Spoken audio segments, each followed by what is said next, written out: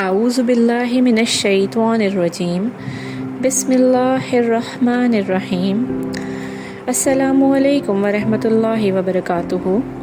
نعمان بن بشیر رضی اللہ تعالی عنہ فرماتے ہیں کہ نبی کریم صلی اللہ علیہ وآلہ وسلم ہماری صفیں سیدھی فرمایا کرتے تھے، یہاں تک کہ آپ سیدھا کریں گے اس سے تیر کو یا اس کے ذریعے تیر کو، اور پھر یہاں تک کہ آپ صلی اللہ علیہ وآلہ وسلم کو اندازہ یہ ہو گیا کہ ہم نے آپ سے یہ بات سیکھ لی ہے، سمجھ لی ہے۔ پھر ایک دن آپ صلی اللہ علیہ وآلہ وسلم نکلے اور کھڑے ہوئے اور قریب تھے کہ آپ صلی اللہ علیہ وآلہ وسلم تکبیر فرماتے، اتنے میں آپ نے دیکھا ایک شخص جس کا سینہ صف سے باہر نکلا ہوا تھا۔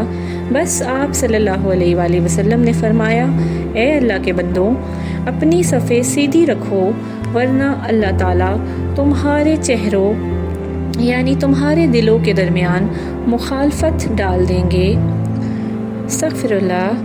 اس حدیث کا مفہوم کچھ اس طرح ہے کہ آپ صلی اللہ علیہ وآلہ وسلم نے نماز کے لیے صفوں کو سیدھا رکھنے کی بہت زیادہ تاکید کی ہے، اور جو لوگ صفوں کو سیدھا نہیں کرتے تو آپ صلی اللہ علیہ وآلہ وسلم نے فرمایا کہ اگر تم اپنی صفیں سیدھی نہیں کرو گے تو تمہارے درمیان مخالفت پیدا ہو جائے گی۔